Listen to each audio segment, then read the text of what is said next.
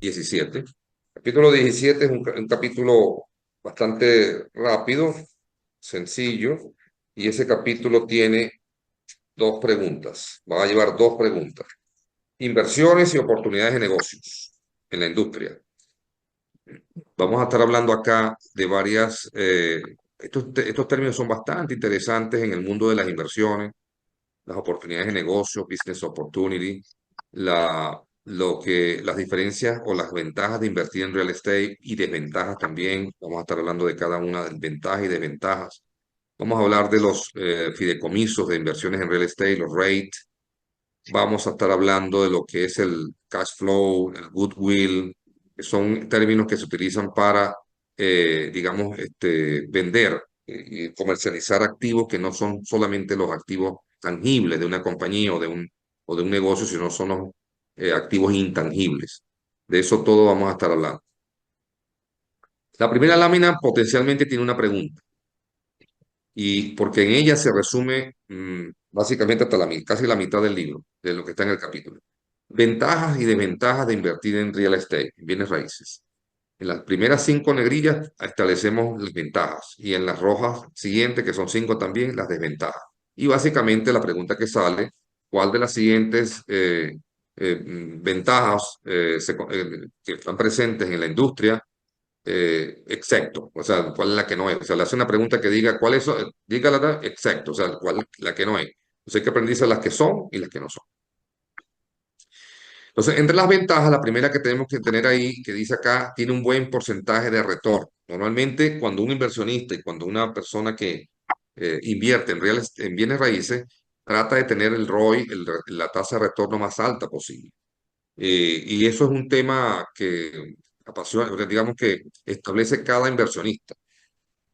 Un inversionista de alto volumen de dinero digamos, se conforma con tasas de retorno del 7, del 8, del 9, del 6, que la cantidad y el volumen que invierte es grande y el retorno entonces se transforma en una cantidad grande también.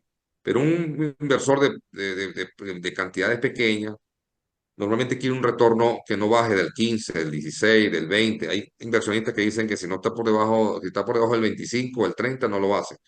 Entonces, bueno, son criterios que cada inversionista se coloca como una meta. Y bueno, ese retorno va a variar de acuerdo a esa tasa que se establezca. Pero en general, el retorno tiene que ser un retorno que tenga un sentido, o sea, que tenga sentido para el inversionista. Las ventajas impositivas, bueno, los que han medio probado lo que es el mundo de las inversiones saben que existe una gran cantidad de estímulos, de excepciones que hace el sistema impositivo, el sistema de taxes, de impuestos del país para premiar a los inversionistas, premiar al que invierte en real estate. Pero no solamente premia al inversionista, sino que premia también al que compra su casa para vivirla en ella. Ya vamos a ver en el capítulo 18, eso va a ser el viernes, van a ver que, digamos, hasta los intereses que se pagan en la hipoteca son deducibles de sus impuestos personales. Pero ya eso lo vamos a ver. Son muchas las ventajas. Miren que cuando ya un inversionista se decide a ser un inversionista institucional o digamos, dedicarse a eso de manera seria, lo primero que tiene que hacer, una de las primeras cosas que tiene, además de educarse, además de asesorarse, además de rodearse de gente que sepa hacerlo, una de las componentes de esa asesoría tiene que ser un contador, una contadora que tenga conocimiento de inversión en bienes raíces. Que si no se busca una persona van a perder dinero, pero por montón. O van a dejar o le van a pagar dinero a la IRS innecesariamente. Porque hay una cantidad de renglones, de estipulaciones que tiene el sistema impositivo norteamericano que premia al inversionista, o premia. Este es un país, yo siempre le digo a mis hijos y les transmito esa idea, este es un país que premia al emprendedor, no lo castiga. Más bien, fíjense este ejemplo nada más. Entre una persona que renta y una persona que compra la propiedad, una propiedad para vivir, ¿cuál es el que está mejor económicamente? Se supone que el que compra, ¿verdad? No, no siempre es así, pero digamos en términos generales, el que renta Está rentando porque no puede comprar. En teoría, puede ser que esto cambie. Yo tengo un familiar que me dice, y nunca, bueno, nunca ha comprado, tiene más de 35 años acá, y tiene su explicación para no comprar. Pero bueno, salvando que el que renta es el débil y el que compra es el fuerte en una relación comparativa aquí, el gobierno, que es el, digamos, el garante de que la igualdad, la equidad exista y que todo el sistema contribuya a, digamos, a favorecer al que menos tiene, digamos, en términos generales. No es así, mire que aquí le dan al dueño, al que compró, al que tiene la hipoteca, le deducen de sus impuestos los intereses de la hipoteca, deducible de sus impuestos. En cambio, el que renta, que pagó más, incluso más de lo que paga en mortgage, el que paga por mortgage, pagó más en renta al año de lo que paga por mortgage, que puede pasar. No le deducen ni un solo dólar. Es decir, aquí premian al emprendedor y digamos que castigan al que no lo es. Pero el profe, Protege. básicamente ahí lo que están buscando es que Ujú. se resuelva el problema de ese que no tiene para invertir. Es decir, por eso es que premian al emprendedor, para que la persona que invierte tenga ese incentivo y resuelva el problema de los que no pueden comprar casa. Sí, señor. Sí, en el fondo, como tú bien dices, puede ser hasta Están un resolviendo un estímulo para problema, que lo hagan. porque están resolviendo un problema de la comunidad, digamos, o un problema eh, social, en este caso. Sí, Por eso es que se sí, premia a las personas que invierten en las casas o sí. en todo tipo de negocio. Fíjate que hay una que mucha gente también desconoce.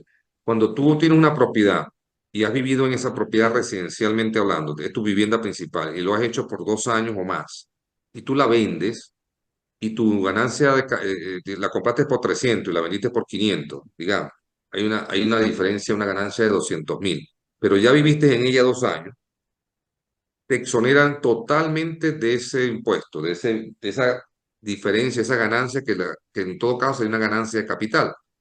No, el IRS te premia. La IRS, si has vivido ahí 2 años en ella, cero impuesto por esos 200.000. Hasta 250.000 te permiten si eres soltero y hasta 500.000 si la casa la tienes con impuestos de matrimonio, pues, ¿no? Eso, Porque eso aunque no también están haciendo garantiza así. que el mercado esté saludable, porque si te dan esa opción, te están incentivando a vender y es una propiedad que se está comprando y vendiendo y el Sí, mercado está moviéndose.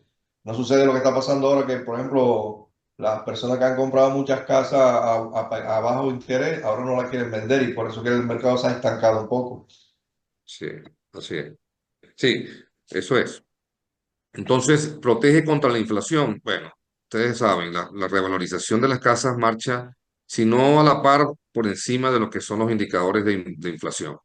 Y para tener un activo en dinero líquido, ven cómo la inflación se lo disminuye. En cambio, invirtiendo en propiedades, normalmente esa inflación esa inflación no lo afecta. Al contrario, lo ayuda, lo perjudica, lo beneficia. Tienen una ventaja que es enorme, que es el apalancamiento. Miren, el apalancamiento es digamos que en bienes raíces significa la forma de llegar a muchas propiedades sin el dinero de nosotros, sino con el dinero de otros.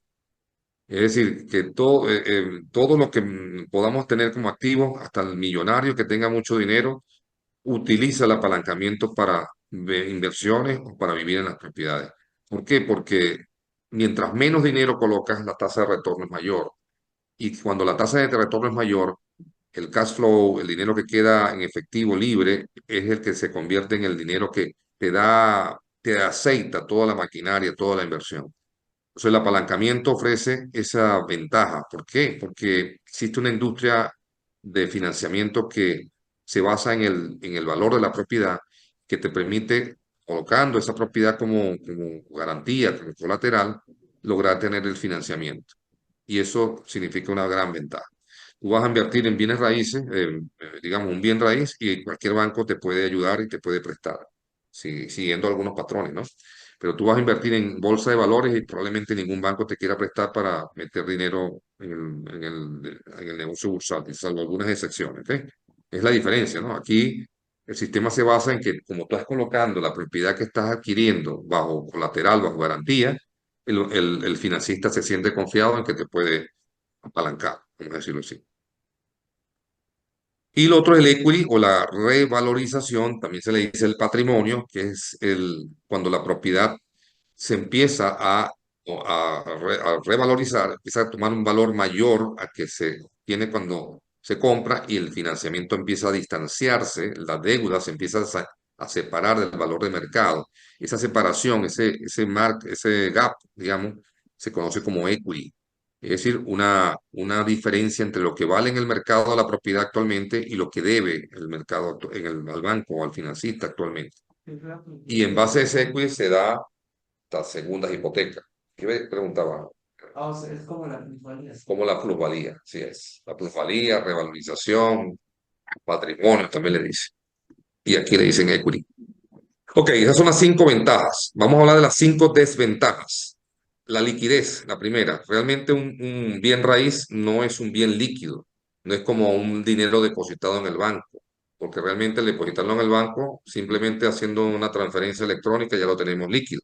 O sea, el dinero está disponible de inmediato. Cuando está en un bien raíz, no está líquido de inmediato, está potencialmente, temporalmente allí, en un bien tangible, pero no líquido. Entonces la liquidez ciertamente no se da como una ventaja, sino como una desventaja. Depende del criterio también, pero se toma acá como una desventaja. El mercado laboral tiene que ver con el mercado local, pero aunque sea un mercado local, es decir, que lo que pasa en una ciudad no afecta o sí afecta a lo que está al lado, se considera una desventaja. ¿Por qué? Porque hay ciudades que se deprimen, pero hay ciudades que también se van digamos que los activos de bienes raíces se exponencian. Entonces, ¿por qué no me ocurre a mí lo que pasa en Miami? Bueno, porque es un orden local, es un análisis local de lo que ocurre en una parte de la geográfica, no tiene por qué pasar en el otro. Es decir, eso se considera una desventaja, el que las cosas que pasen localmente no afectan a la generalidad. ¿Sí se me entiende esa parte? Ujú, sí. ¿Se acuerdan cuando dijimos que el real estate es de orden o de naturaleza local? Eso puede ser una desventaja, siempre y cuando, fíjense, ahorita Florida siempre tiene presencia de agresividad en el clima, ¿no? Fuertes lluvias, fuertes vientos, tornados, huracanes. Cuando un huracán pasa por un sitio, afecta notablemente todo lo que es la infraestructura de esas ciudades. Ahí van las propiedades y todo. El que pase por un sitio y afecta y no pasa por un lado, digamos, No, no me cercano, interesa digamos que eso es un ejemplo así como grave de lo que es el mercado de tipo naturaleza local. No afectó a una ciudad, a una parte de la ciudad, pero no afectó a la otra. Y ustedes dirán, en Florida siempre, sí, yo tenía una persona que me decía que estaba siempre deseoso que pasara el huracán por donde él vivía. Que después de los huracanes que destrozan las propiedades vienen muchos ayudas, préstamos, exoneraciones y cosas de eso. Entonces, él decía, no, después que pasa un huracán, lo que viene es plata. Entonces, a lo mejor visto así, pues él lo ve como una ventaja, pero no es cierto, es una desventaja. Necesidad de un experto, de un analista, de una persona especialista. Eso tiene un costo y por eso se refiere a que es algo que no es una ventaja, porque un inversionista que no sepa invertir probablemente no vaya a tener éxito, vaya a perder en todos los rangos, en todas las áreas. Pero en los bienes raíces, si tú haces un cálculo malo porque creíste que lo hacías bien o lo hiciste sin hacer cálculo porque no creíste que era necesario y no te asesoraste, no buscaste una información que, que es valiosa y que es profesional, pues probablemente no tengas éxito. Y eso es una desventaja porque debes hacer una inversión en parte de lo que es, eh, digamos, experiencia, lo que es asesoría, consultoría.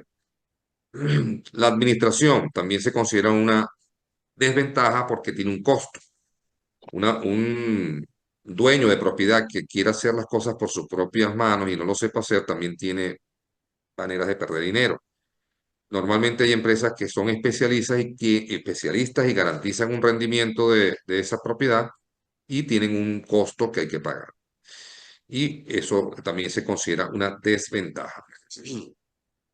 Por último, el riesgo que ocurre cuando hay un crecimiento excesivo en los impuestos de propiedad. Eso pasa mucho, sobre todo cuando hay movimientos de revalorización de las propiedades, y esos números, a mí está pasando ahorita exactamente eso, una propiedad que tengo, y me subió exageradamente los impuestos y me sacó del número con que inicialmente se hizo la inversión. Por eso ahorita estoy gestionando un refinanciamiento o la voy a vender porque no me gustan los números que está dejando. El cash flow que tenía se fumó y no me gusta trabajar propiedades que no tengan cash flow. Ese es un riesgo, está ahí, es un riesgo latente, como dice. Pero hay que, siempre, como todo negocio, pues hay que ir evaluando los riesgos y midiéndolos y controlándolos. Por eso se toman decisiones con propiedades. Ok, los conceptos que se ven en este capítulo, les voy a decir lo que sale. Los dos últimos son los que más salen. Los dos últimos, el goodwill y el rate. Pero todos son interesantes e importantes. Ya hemos venido trabajando algunos de ellos. El flujo de efectivo, o cash flow, ese es el ingreso que deja una propiedad neto en inversión luego de restarle los gastos fijos y operativos. O sea, lo que sobra se considera que es el cash flow o flujo de caja. Esto es lo que los inversionistas buscan. Un inversionista busca la mayor cantidad de flujo de efectivo en una inversión. Cuando el cash flow es cero y tú dices, no, pero es que el año que viene sí va a dar, este año no. No hagas inversión si no hay cash flow. Cash flow es esencial. O sea, si no hay cash flow, no hay inversión. O sea, así de radical. Hay que tener siempre un flujo de caja para que la inversión, para que pueda haber retorno, porque cuando no hay cash flow, no hay retorno. Y tu inversión, entonces, ¿cuándo recapitaliza? ¿Cuándo devuelve ese dinero a tu bolsa? No vuelve nunca si no hay cash flow.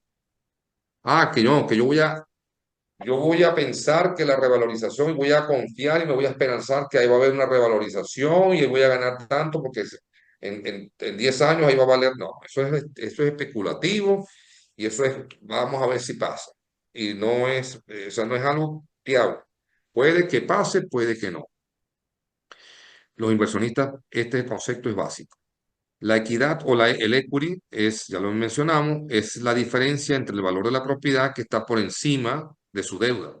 Esa diferencia se convierte en lo que llaman plusvalía, revalorización, patrimonio. Con ello, muchos inversionistas pueden, sabiéndolo hacer, trabajar en tener dinero colocado en inversiones, no tenerlo, como dice Flavio, sembrado en la casa, no tenerlo enterrado en la casa que vivimos, sino invertirlo en propiedades que den flow.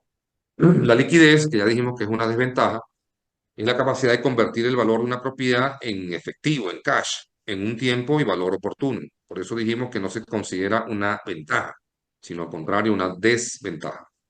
El apalancamiento o leverage, que vamos a ver ahorita en la lámina que viene, puede ser positivo, puede ser negativo.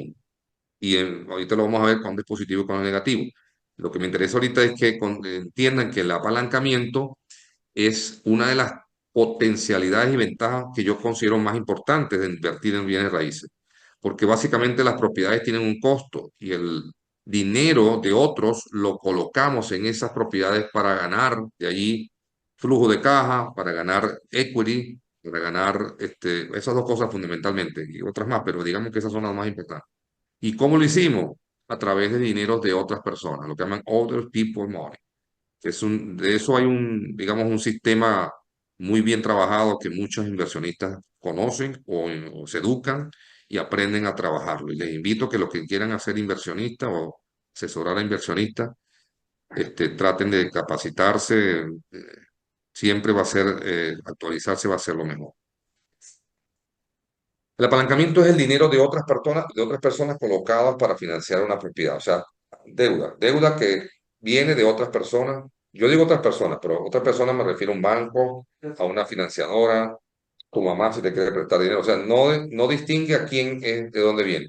El apalancamiento es que entra el dinero, diga, apalanca, digamos.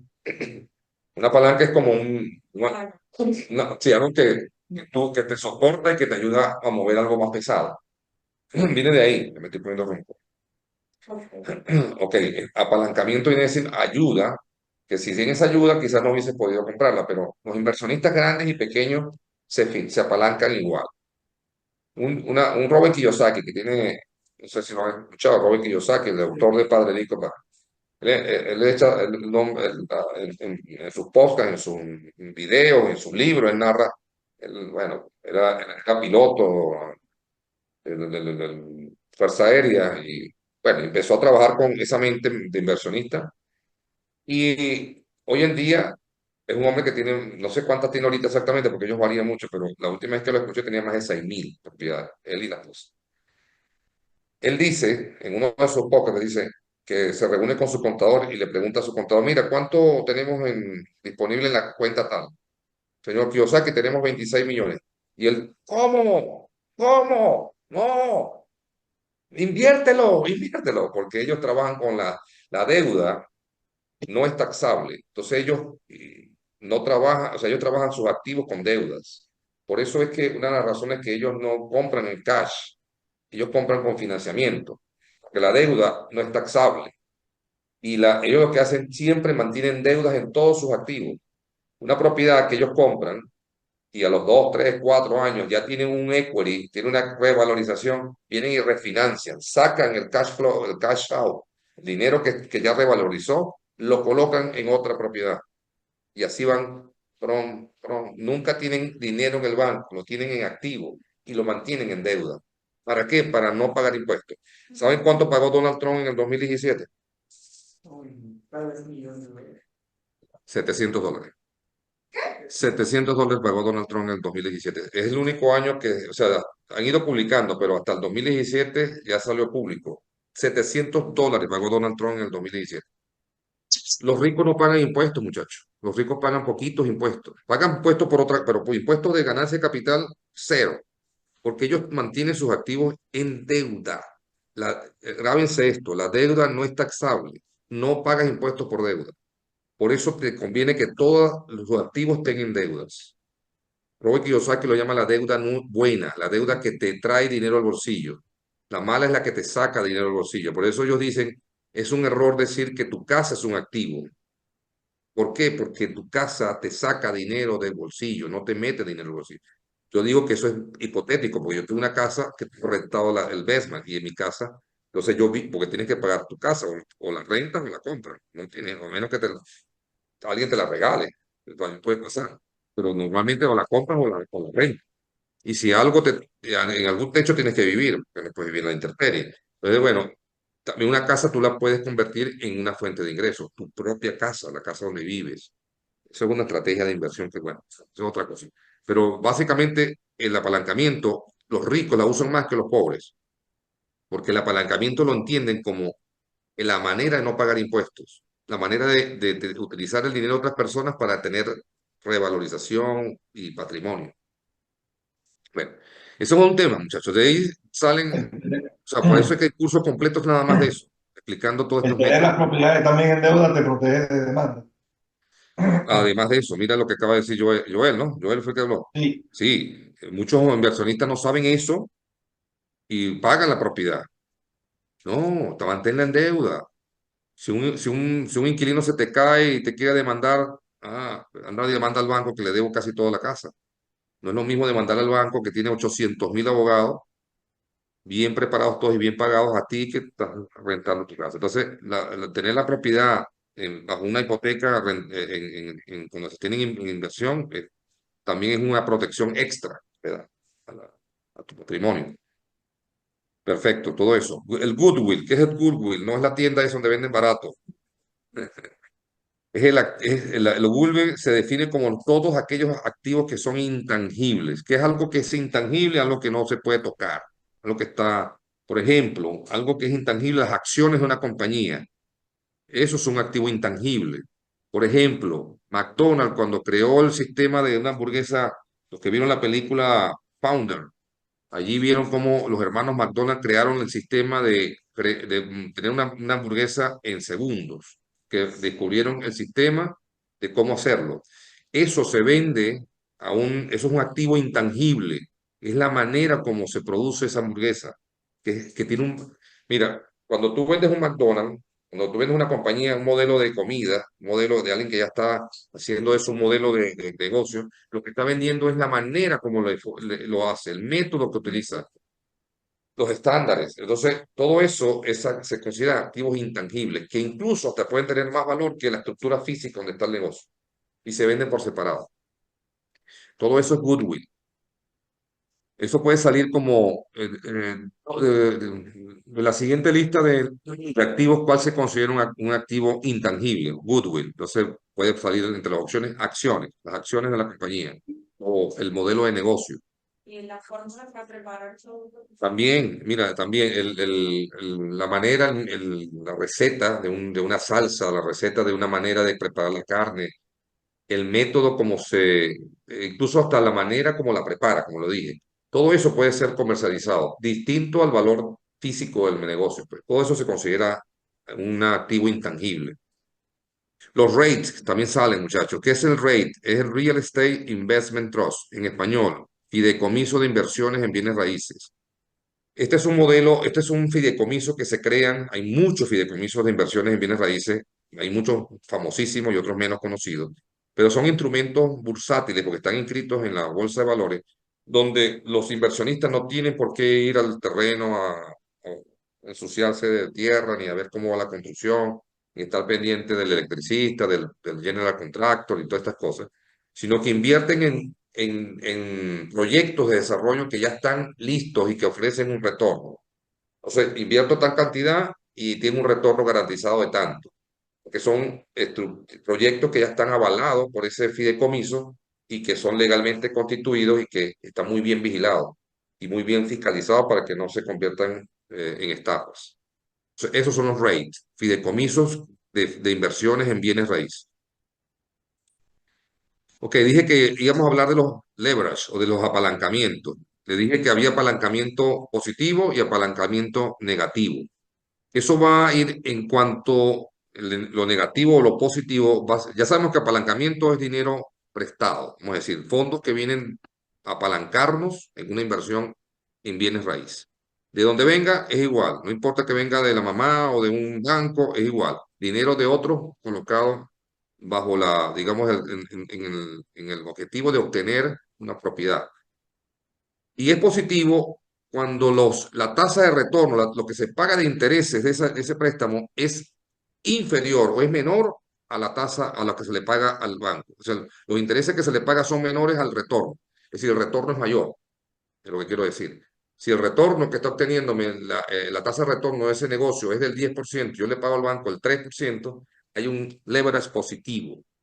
Se dice que es positivo cuando la tasa de retorno supera a los intereses que se pagan por el préstamo. Y es negativo cuando ocurre lo contrario, cuando los intereses que se pagan por el préstamo son más altos que la tasa de retorno. No siempre un negocio es malo cuando la el leverage es negativo, porque muchos negocios pueden empezar siendo negativos y terminarse positivos y muy buenos. Así que no, esto solamente es modo de análisis previo que todo inversionista tiene que hacer.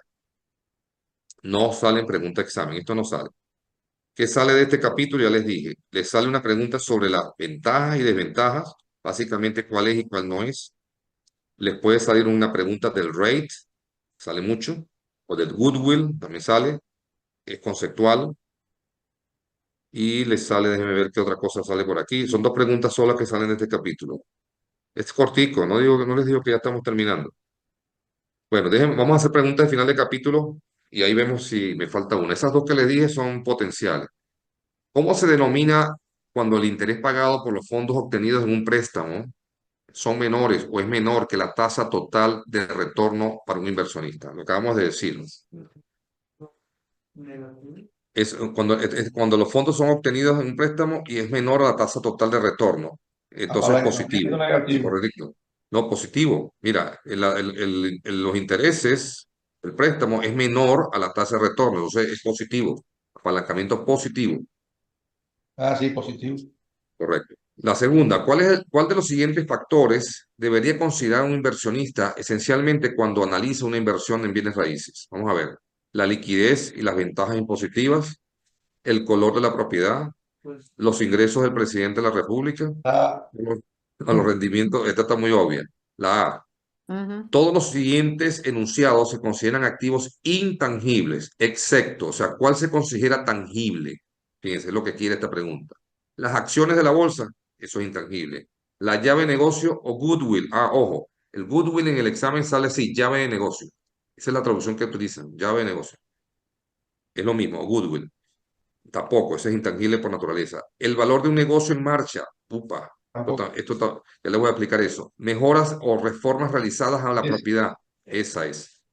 Miren, el valor de un negocio en marcha, tienen que entender, cuando se va a vender un negocio, hay dos maneras de valorar o de estimar el valor de ese negocio. Uno es cuando está en marcha y otro cuando está cerrado. ¿Por qué el que está en marcha va a ser diferente? Porque cuando un negocio en marcha se vende con los activos que tiene, físicos que tiene, y con las cuentas por cobrar, cuentas por pagar, los haberes y los deberes de esa compañía, los balances de esa compañía. Entonces, de acuerdo a esos balances, el negocio vale, como lo dije hace rato, cuánto ganas, cuánto vales. Un negocio que produzca, que tenga un rendimiento tal, tiene un valor tal, de acuerdo a lo que produce, amén o además o adicional a la estructura física que tenga. El valor de una propiedad de negocio funcionando, Y porque la T es la D. a la 3 es la D, porque estamos buscando el activo que es tangible, y entonces ahí serían las mejoras que se le hacen físicamente a la propiedad.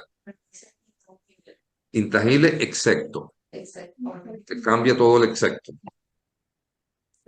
Dice la pregunta 4, el valor de una propiedad de un negocio funcionando comparado con el valor de los activos físicos de un negocio que aún no está operando se denomina, ya lo acabamos de decir, Valor de valor de negocio en negocio en marcha. marcha, exactamente la A.